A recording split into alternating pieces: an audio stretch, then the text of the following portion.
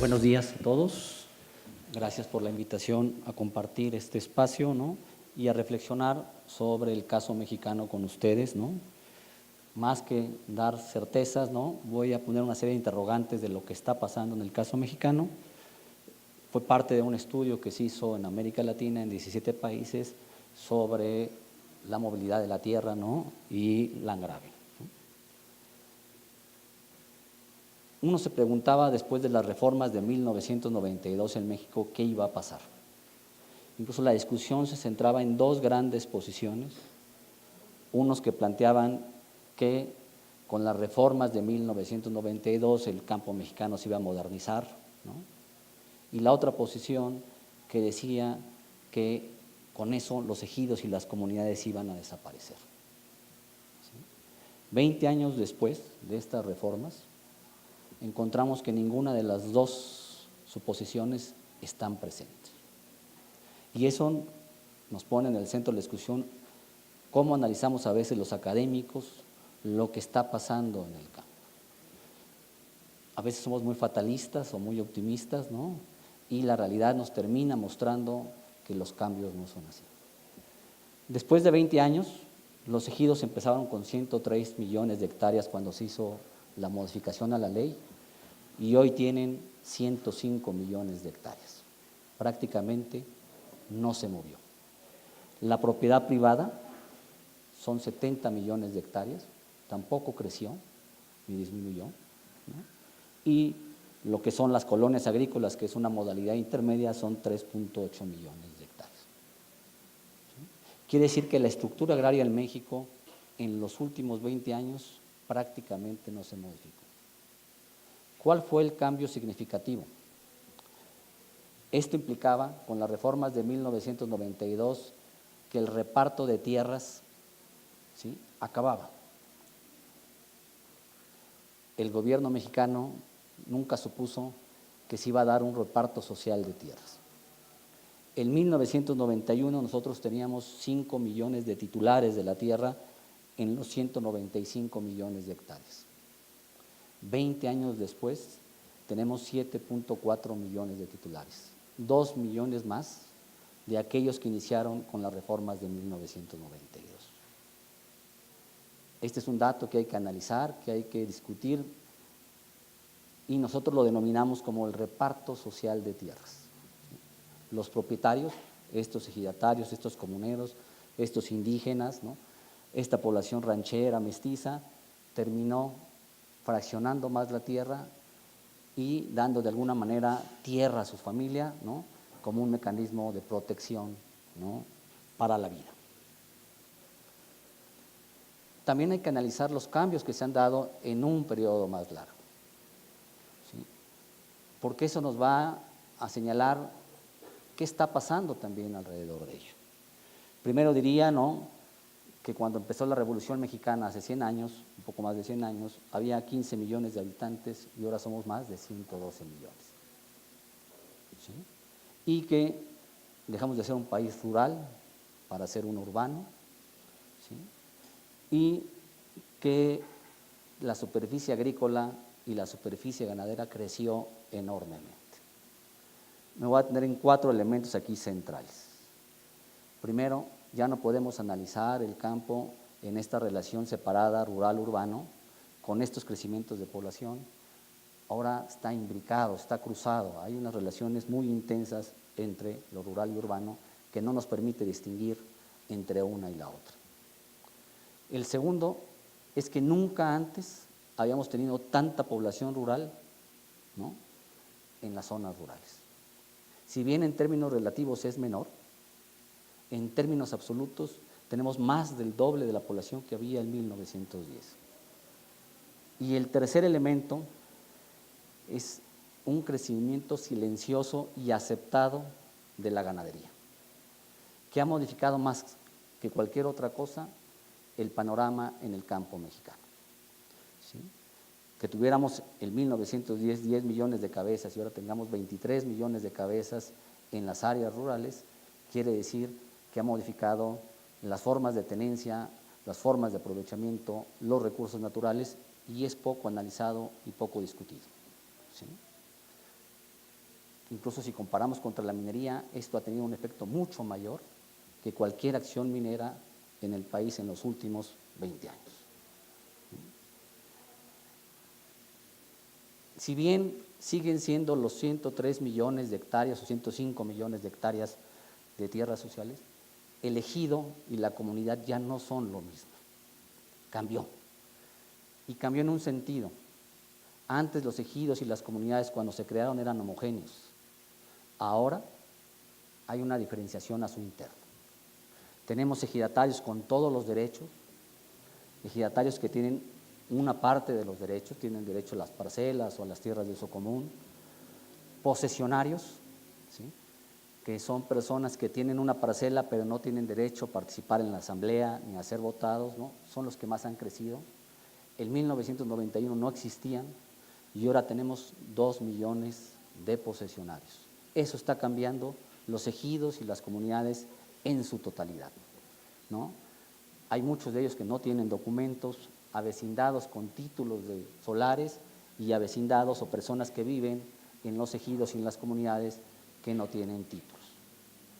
Ya el ejido y la comunidad son diversos en sus calidades agrarias, ¿no?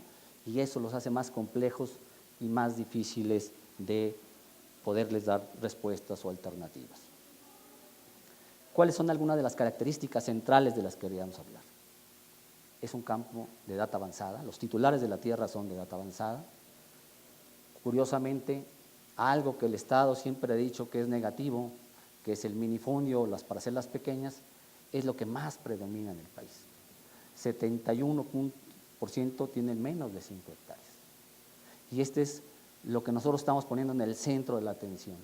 El país no puede seguir cerrando los ojos a la importancia de la pequeña agricultura que existe en nuestro país, que es la más importante y la más significativa, ¿no?, por su tamaño y por su importancia. Incluso cuando escuchamos Argentina o Brasil o estos países que me hablan de miles de hectáreas, aquí nuestra mayoría de nuestros productores son de 5 hectáreas o menos, ¿sí? Son pobres, ¿sí?, y muchos de ellos incluso tienen esta ambivalencia de producir para el mercado, pero también para el consumo. ¿Cuáles fueron los cambios centrales en la legislación de 1901? Ya decía yo, se acabó el reparto oficial de tierras, pero se dio un reparto social de tierras. Se crearon tribunales agrarios, ya el Estado ya no era juez y parte, ¿no? Un programa de regularización de la tierra, y es un tema que tenemos que discutir en muchos de nuestros países. En México, con una tradición de lucha por títulos de propiedad, la regularización avanzó por esa importancia que le daban los ejidatarios, comuneros, población indígena, a contar con documentos que ampararan sus tierras. Está regularizado el 95% de las tierras, ¿sí? Se puede ahora rentar, vender o hipotecar las tierras, asociarse y construir sociedades mercantiles, adquirir el dominio pleno, es decir, irme de ser ejidatario comunero a ser propietario privado, no se tiene que trabajar permanentemente la tierra y se puede dar a cualquier persona y se crean nuevos sujetos, los avecindados y los posesionarios. Esos son los grandes cambios. En el estudio, ¿no?, había una serie de planteamientos que teníamos que buscar: concentración, extranjerización de la tierra, ¿sí?, el destino, ¿no?, que tiene la producción de esas tierras en la oferta global de alimentos, que era el interés, ¿no?, generar información para ver y documentar esas transacciones, ¿no?, y ver inversiones extranjeras directas, ¿no?, en superficies mayores a 1000 hectáreas. Este es el panorama actual de cómo está documentado la circulación de la tierra. En el caso mexicano, el elemento principal tiene que ver con la renta de la tierra. De 11 millones de hectáreas que están circulando de alguna forma, 2.6 millones, el 23%, nos habla de tierras rentadas, ¿sí? Es decir, no se vendió, no se fue a dominio pleno, no se construyeron sociedades mercantiles, pero sí rentada. Y hay dos razones de que sea la superficie rentada lo más importante en México. La primera es que hay una historia agraria de 100 años que está presente, ¿sí?, y esa no puede desaparecer de la noche a la mañana. Y segundo, que hay prohibiciones legales que no permiten grandes extensiones. En el caso mexicano, la propiedad que supere para cultivos agrícolas de más de 100 hectáreas puede ser o es considerada fuera de la ley. Y ese elemento viene de esa tradición agraria de lucha y es algo que no se ha podido modificar, que hay intentos de modificarlo y que siempre hay una respuesta social para eso. También encontramos otras modalidades, es decir, no solamente estas relaciones mercantiles entre grandes empresas y pequeños productores, también encontramos la parcería y el préstamo de tierras. Es decir, no todas las transacciones tienen que ver solamente con estas relaciones mercantiles. También hay una respuesta de los sujetos, en el caso de las aparcerías, de compartir riesgos, ¿no?, de ayudarse, ¿no?, o en el caso del préstamo, que está asociado a la migración de este país. Los estados donde hay préstamo de tierras, si yo dejo la tierra porque me voy a los Estados Unidos encargada a alguien, tiene un peso muy importante porque es una forma de solidaridad, de apoyarnos mutuamente, ¿no?, y eso está presente en el campo mexicano. No solamente lo otro. A veces le damos mucho valor solamente a estas transacciones mercantiles sin reconocer que hay muchas otras prácticas que están presentes, que se dan y que están. En el caso de la tierra vendida, ¿no?, llevamos 3 millones de hectáreas, no es mucho más ni mucho menos de lo que se daba anteriormente, ¿sí? Y el dominio pleno, que era una de las grandes apuestas, ¿no?, son alrededor de 2 millones de hectáreas. Y no es para la actividad agrícola fundamentalmente. Ha sido fundamentalmente para incorporar tierras de suelo rústico a la actividad inmobiliaria, ¿sí?, o en zonas turísticas. Y estos dos elementos sí son algo que nos tiene que llamar la atención, especialmente en las zonas turísticas, porque hay un despojo, ¿no?, de las tierras, ¿no?, por estos organismos, violentando no solamente la ley agraria, sino también leyes ambientales, de ordenamiento territorial, etcétera, ¿no?, con tal de construir en estos lugares donde los ejidos y las comunidades eran dueños de las tierras. Sociedades mercantiles, esta idea de asociar a pequeños con grandes, que fue una de las grandes apuestas de las reformas, prácticamente no se ha dado, ¿sí? En total, 11 millones. Si lo comparamos contra los 195 millones de hectáreas, podríamos decir que es poco. El problema es que esos 11 millones son, la mayoría de ellas, superficie parcelada, y la superficie parcelada de nuestro país son de alrededor de 22 a 23 millones de hectáreas que se cultivan. Quiere decir que el 50% de la superficie parcelada se está moviendo de alguna manera, está circulando de alguna manera, ¿sí? Veamos nada más cómo creció, cómo se ha dado de 3 millones pasó a 11 millones, y ha crecido, ¿no? La venta de las tierras ejidales, prácticamente no ha habido una variación significativa en el número de ejidos que venden tierras. La renta creció, ¿no? La parcería y el préstamo, la parcería no creció tanto, en cambio el préstamo sí creció, y en la agroindustria hay un cambio fundamental. Antes había una mayor participación de empresas medianas o pequeñas, y ahora cada vez una concentración en pocas empresas y fundamentalmente con capital extranjero, ¿no? Y una de las cosas centrales, el Estado le apostó que con las reformas iba a haber la modernización y la capitalización de las unidades de producción. 20 años después, las unidades de producción están menos capitalizadas, ¿no?, que cuando inició las reformas de 1991. ¿Sí? Hay razones para dar y recibir la tierra distintas. ¿Sí? Cuando nosotros hemos estado viendo en este tipo de tratos, ¿no?, hay una serie de razones sociales, ¿no?, que tenemos que analizar. Muchos de ellos dan sus tierras, ¿no?, porque no la pueden trabajar, ¿sí?, por su edad, por falta de recursos, etcétera, y dan su tierra, ¿no? Y otros por falta de financiamiento, ¿no?, o imposibilidad de trabajar y ayuda mutua, ¿no? En cambio, cuando reciben es porque consideran que tienen insuficientes tierras y requieren crecer sus unidades de producción. También está la ayuda mutua y aumentar la superficie de cultivo. Podemos ver en estas formas, ¿no?, que se dan relaciones de solidaridad, de apoyo, etcétera, y también relaciones mercantiles. Y no los podemos negar, hay unas cosas, yo quiero crecer, yo quiero aumentar, ¿no?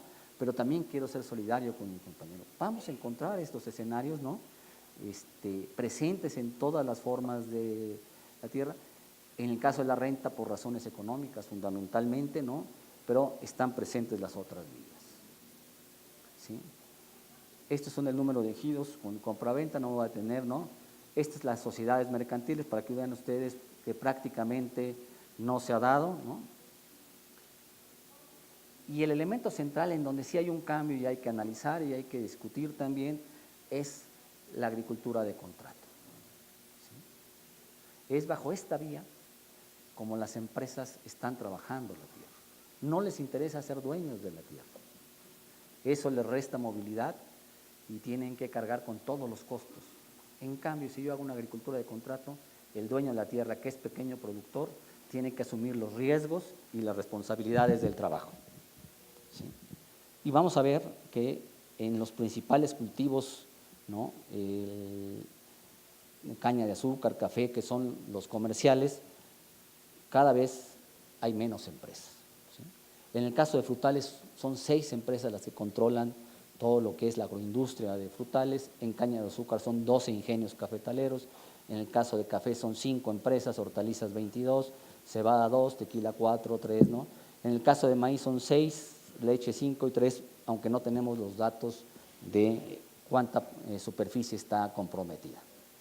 Y estas son las empresas, con una característica central, fundamentalmente empresas, ¿no? De capital extranjero, ¿no? Esta composición ahora cada vez más compleja del capital, ¿no? Y en algunas con participación de empresas nacionales, ¿no? Que se han asociado con estos capitales extranjeros, ¿no? Aquí podríamos decir no a estas empresas, pero si yo voy con los cebaderos, ¿no? Y les digo a este conjunto de productores no, me van a voltear y me van a decir, no, pues está muy bien, pero yo estoy trabajando y tengo que negociar con estas empresas. La cebada es uno de los ejemplos, o el café, son fundamentalmente surtidores, pequeños productores.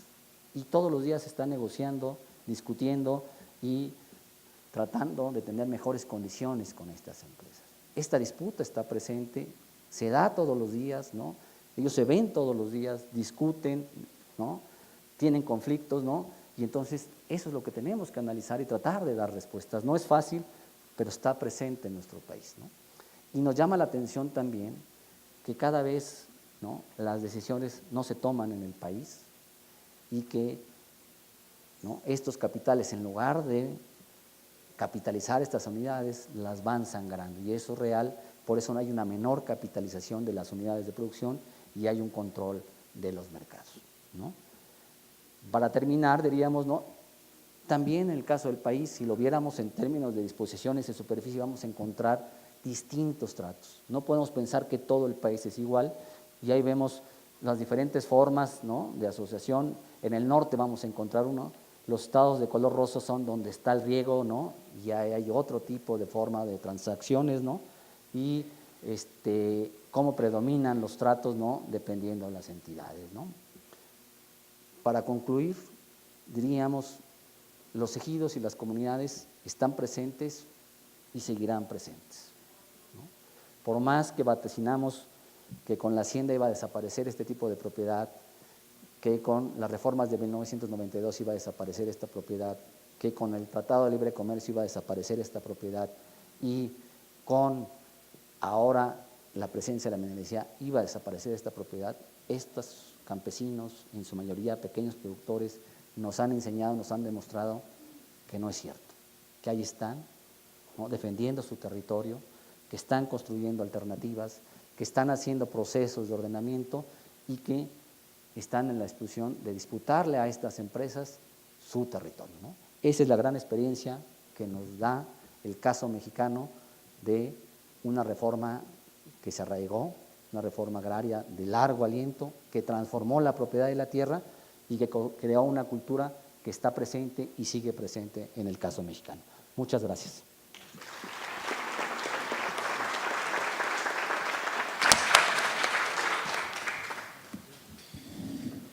Muchas Muchísimas gracias, Héctor.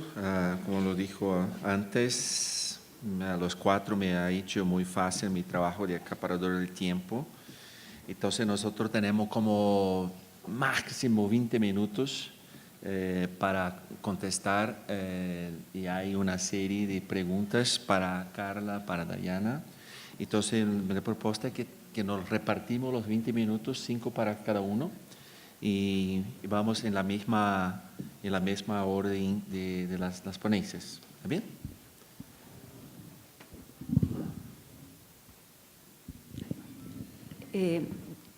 Vos me habías preguntado algo, Sergio, que no llegué a anotarlo. Hablaste sobre el flex crops. Sí. ¿Se puede desarrollar un poco más de eso? Sí. Bueno, es un poco el concepto que tiene que ver con la multiplicidad y flexibilidad de usos de un mismo cultivo, que en el caso de Argentina están recién empezando a funcionar como flex crops, recién está empezando a tener más importancia la producción de biocombustibles. Yo no pude armar, igual no hubiera tenido tiempo de pasarlo,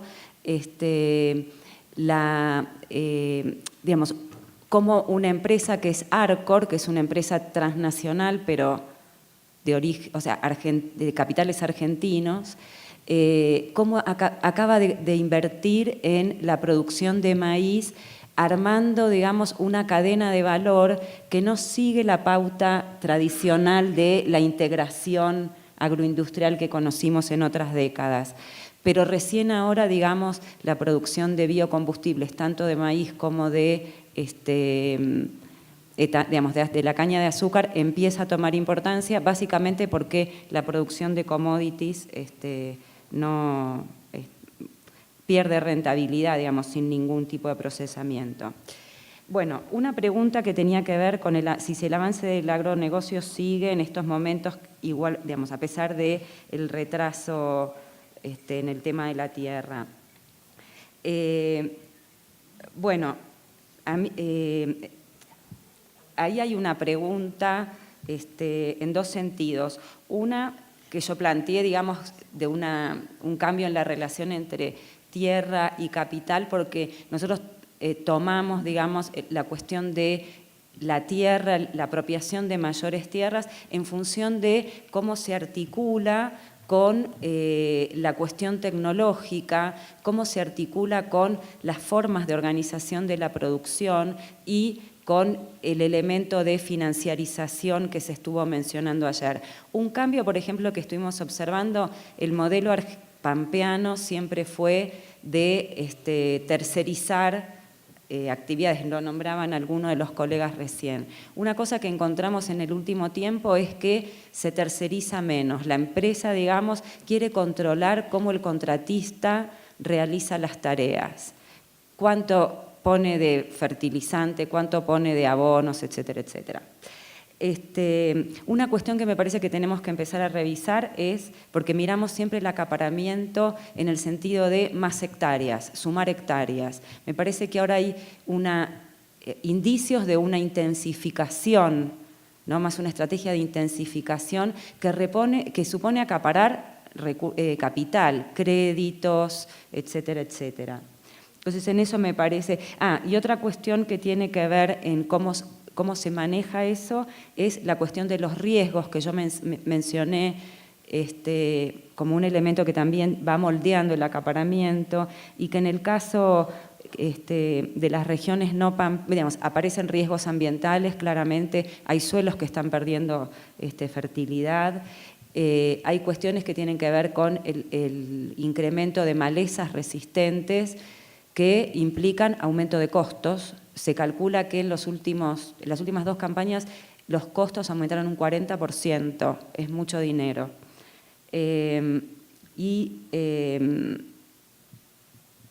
Bueno, eso básicamente ligado a la primera pregunta.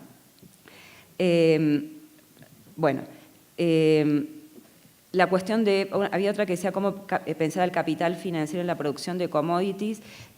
Creo que un poco venía en el mismo sentido que estaba diciendo antes. los capitales financieros entran y salen porque hay empresas que están como muy aceitadas en el manejo productivo y eso ha sido una suerte de activo que tuvieron las empresas argentinas, incluso en su ida a otros países como Paraguay, Bolivia, o sea, han sido atractivas para capitales financieros. ¿Cuáles son los principales sujetos expropiados con la expansión de la soja en esta área estudiada? Bueno, el primer momento fue el momento de mayor expulsión campesina. Y después aparecen otras estrategias que las mencionó Gonzalo, una suerte de negociación por alguna forma de inclusión que básicamente tiene que ver con arrendarles las tierras. ¿Y quiénes son los actores que están acaparando tierras en el norte de Córdoba? Empresas locales, se han ido empresas no locales, entre otras cosas porque producir en regiones alejadas de los puertos, en un momento favoreció, las empresas buscaban desesperadamente tierras fuera de la región pampeana, pero hoy aparece el riesgo de costos más altos básicamente porque son zonas que están lejos del puerto. Entonces hay como un movimiento de actores que todavía estamos mirando.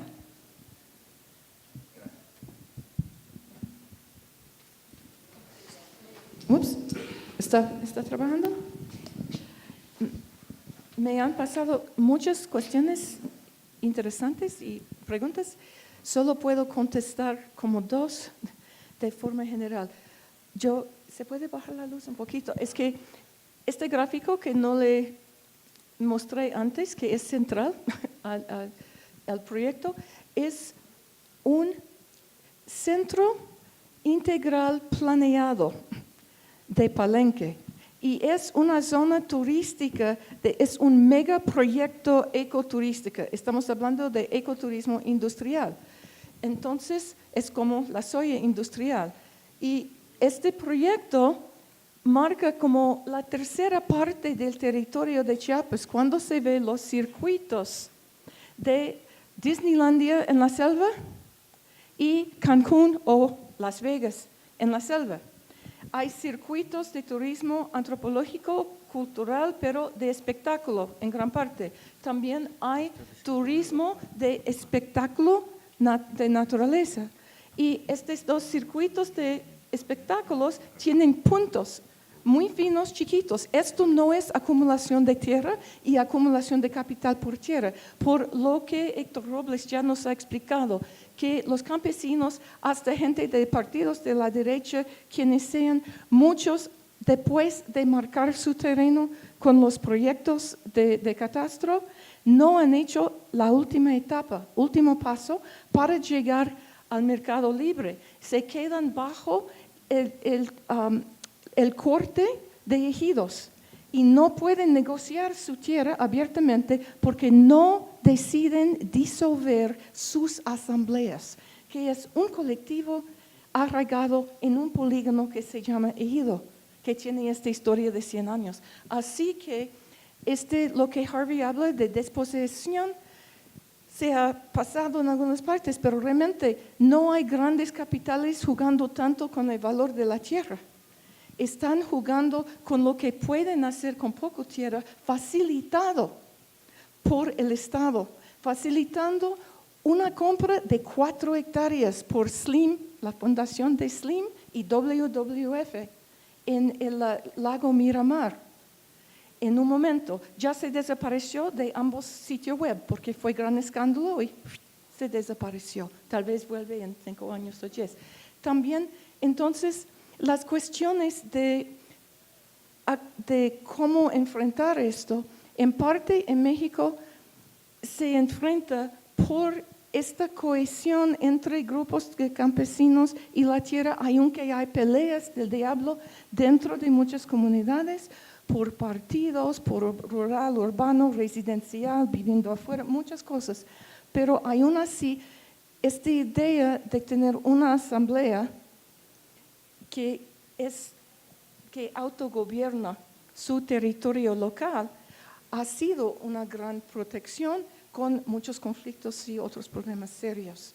Y muchas veces el acaparamiento de buscar estos lugarcitos para tomar todo un territorio de circuitos va por muchos poderes de capital y por parte del gobierno y varios otros actores de incidir en las asambleas para conseguir un contrato de 30 años para un eólico o para una plantación de palma o para otras cosas. Y a veces la gente del ejido decide esto. A veces hay corrupción, hay decepción, hasta los oficiales que firman no entendían lo que iba a hacer la cosa. Hay muchísimas cosas que pueden pasar, pero esto sí es un vehículo. La otra cosa es de tener redes de consumidores y productores y también redes de solidaridad dedicado a producción sustentable y mantenimiento de agroecologías diversos, ¿no? Como proyectos de vida, pero esto abarca un nivel de organización que no tenemos hoy. Pero se está haciendo en muchas partes. En Oaxaca se hace por una forma, en Chiapas por otra, y en un lugar en Chiapas de otra forma que en el este, por ejemplo, y el oeste de Chiapas, o el norte y el sur. Pero creo que entender esta idea de circuitos y de puntos y redes en ecologías complejas se puede visibilizar también a sí mismo a las redes campesinas de producción, de conservación, de cómo están conviviendo con varios seres que se evalúan desde afuera, pero no de someterle, como dijo Osmarino Rodríguez, que siguió a Chico Méndez, ahora vamos a pagar en currencia verde. Cuando se hicieron las reservas de extractivas en la selva brasileña, en Amazonas, él dijo, ahora vamos a pagar en dinero verde, ¿no? Vamos a tener que pagar la renta. Y como viendo esta relación otra vez de tener que pagar al patrón o de someterse a otra lógica. Pero creo que hay mucha esperanza en muchos pactos regionales y entre localidades, como alguna persona mencionó ya.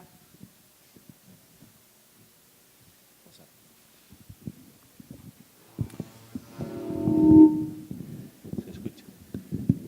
Hola. Sí, bueno, hay una pregunta sobre si la extranjerización es una condición previa para la llegada de los capitales transnacionales. Todo esto, digamos, la segunda ola de control transnacional de tierras y del modelo soyero ocurre en los últimos 20, 25 años. Es un periodo relativamente corto, desde inicios de los 90. Entonces, por lo tanto, son procesos que se solapan en parte. Lo que sí se diferencia es que, digamos, la extranjerización de las tierras se concentra y se focaliza principalmente en la producción primaria de medianos y grandes propietarios y compra de tierras en un mercado ilegal y no regulado por las leyes nacionales. Por lo tanto, no existen datos específicos sobre eso. Mientras que las compañías de agronegocio prefieren, como ya he mencionado, inversiones en silos, complejos agroindustriales, puertos de exportación, toda la cadena de comercialización, ¿no? Entonces, creo que en eso coincidimos con el caso mexicano, por ejemplo, porque probablemente para ellos, por lo menos en los contextos como el nuestro, les interesa y les da mayor, entre comillas, seguridad jurídica hacer inversiones en este tipo de economías.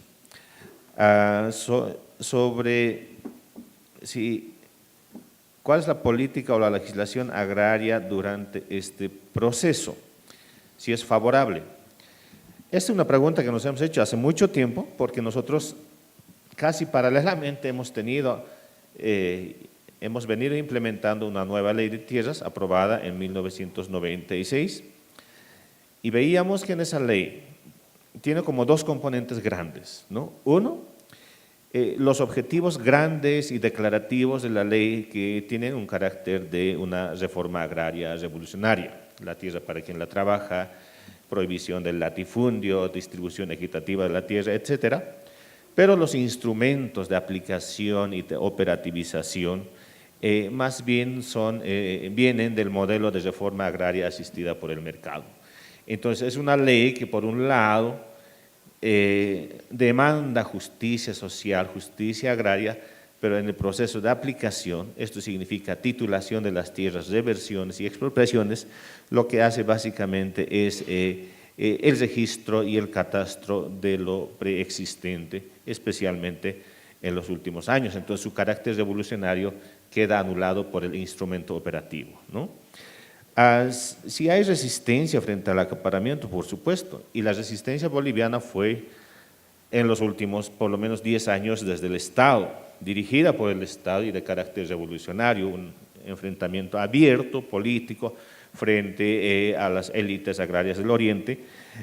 Sin embargo, esta acción política, digamos, se rompe en los últimos 4 años, principalmente ante la caída de los precios de petróleo, ¿no? Bolivia es altamente dependiente de la renta del gas y la agricultura a gran escala se presenta como una alternativa, como una manera de compensación de la caída de los precios de petróleo, básicamente. Entonces aparece en la agenda pública como de interés nacional en términos económicos, ¿no? Y el gobierno ofrece la expansión de la frontera agrícola a un ritmo de 1 millón de hectáreas en los próximos 10 años. Entonces estamos hablando de una expansión que en escala, en Bolivia estamos hablando de una apuesta de carácter extractivista totalmente.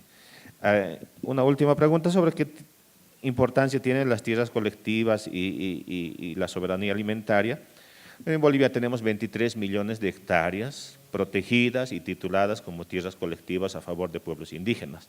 Esto más o menos representa la 1/4 parte del país, ¿no? Es decir, es muy importante este tipo de territorios que legalmente existen y están protegidos. El problema fundamental con estos territorios es que son altamente dependientes de los recursos externos. Esto puede parecer contradictorio y probablemente muchos no comparten mi idea, pero incluso los pueblos amazónicos más alejados, ¿no?, dependen en buena parte de economías no agrícolas, de economías que no son del aprovechamiento de los recursos naturales del bosque. Entonces hay mucha migración, dependencia, doble residencia, digamos, y actividades urbanas que compensan en parte, porque son comunidades que dependen incluso para la provisión de su canasta básica alimentaria del sector agroindustrial. Entonces, son territorios que no han podido conquistar autonomía indígena, que no han podido conquistar modelos de gestión comunitaria o de indígena de ese territorio. Entonces, esta idea de etnodesarrollo también se cae y que merece, obviamente, mayor investigación. Gracias.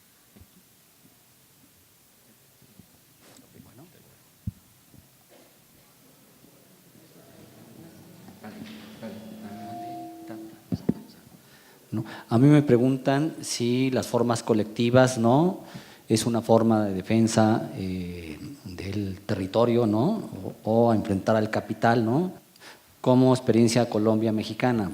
Y en principio yo diría que sí. Donde hay vida colectiva hay posibilidades de resistencia, ¿no? Y pongo 2 ejemplos en el caso mexicano. Uno, en el norte del país, donde había un conjunto de uniones de crédito muy fuertes que fueron emblemáticas en la lucha por la tierra y en la lucha de la apropiación del proceso productivo, ¿sí?, que se inscribieron en la política del monocultivo, ahora no existen, desaparecieron.